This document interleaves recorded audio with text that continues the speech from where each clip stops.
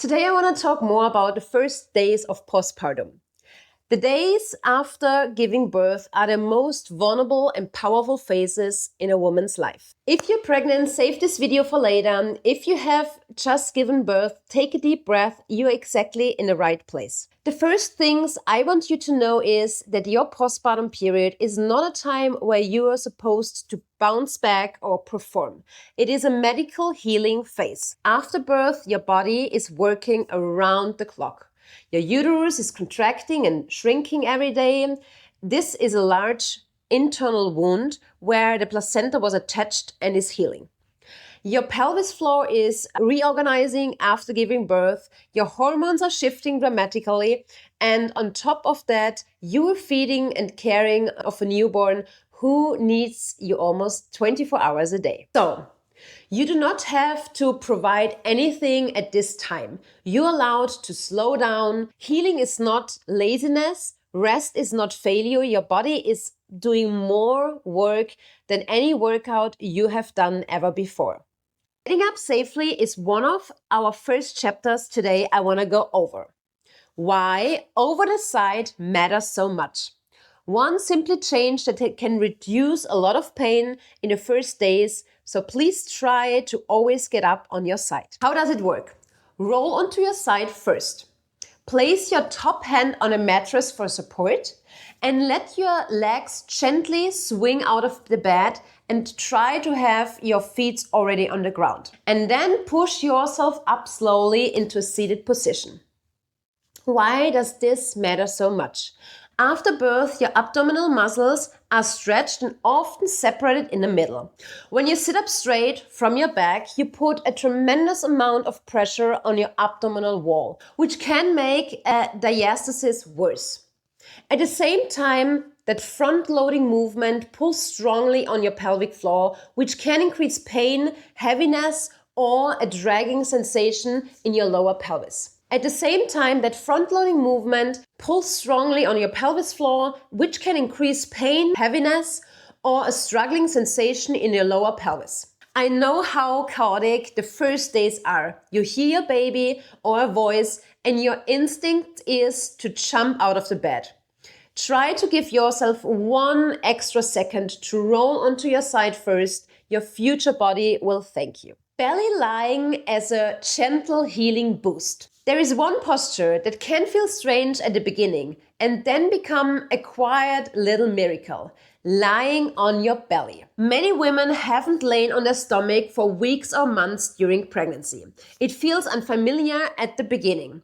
But as soon it feels comfortable for you, often after 2 or 3 days after giving birth, short periods on your belly can make a big difference. Lie on your stomach for 5 to 10 minutes per day on a soft surface. This is very important. You can also place a small pillow under your chest so your breasts are not compressed. There should be no pain, only gentle contact. Belly lying can support your belly in multiple ways. It encourages your uterus to return to its position. It can help the postpartum bleeding drain more efficiently, and it allows your lower abdomen to relax.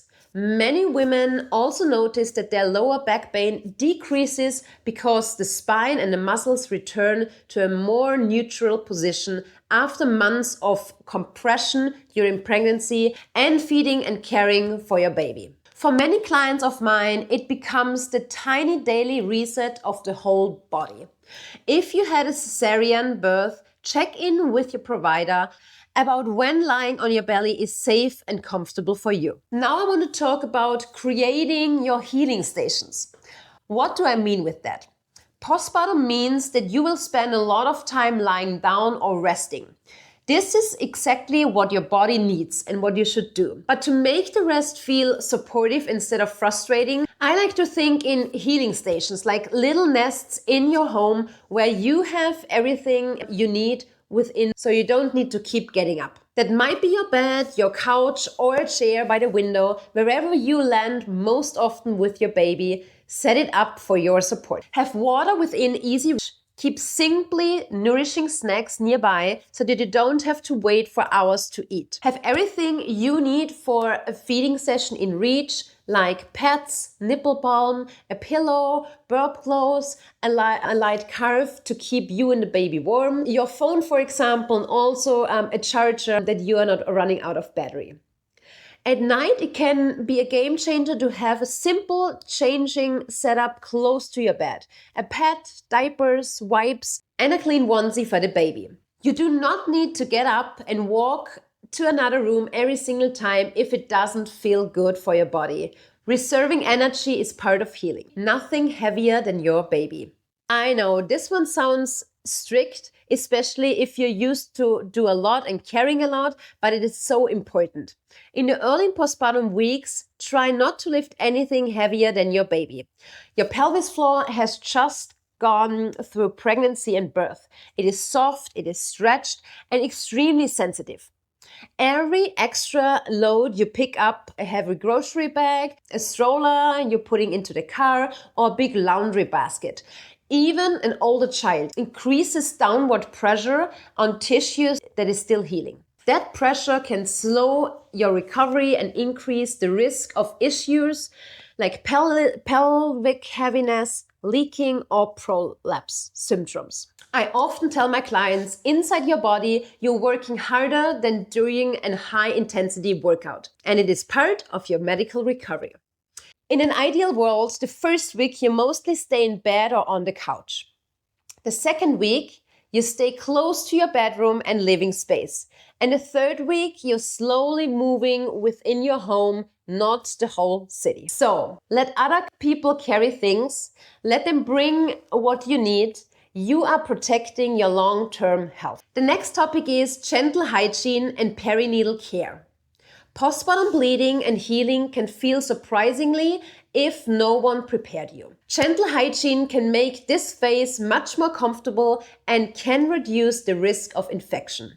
So change your pad regularly every 1 to 3 hours, not just for cleanliness, but also protect your healing tissue. When you use the bathroom, many women find it soothing to pour warm water over your perineal area while they're urinating, especially if there were stitches or tears. Pat dry instead of rubbing. Avoid heavily sensed products, tight underwear, or anything that straps a lot of humidity. Wounds need air, calm, and gentle care. Fresh, comfortable underwear and clean pads can sound like a very small thing, but in the postpartum world, they are a quiet form of self-respect. Let's summarize and remember, your postpartum period is not a race. It is a slow return to yourself in a new form. So you are allowed to move slowly. You are allowed to ask for help. You are allowed to notice how incredible hard your body is working and how much rest it deserves. If this video brought you a bit of clarity, share in the comments which postpartum week you're in, or if you're still pregnant or when your due date is.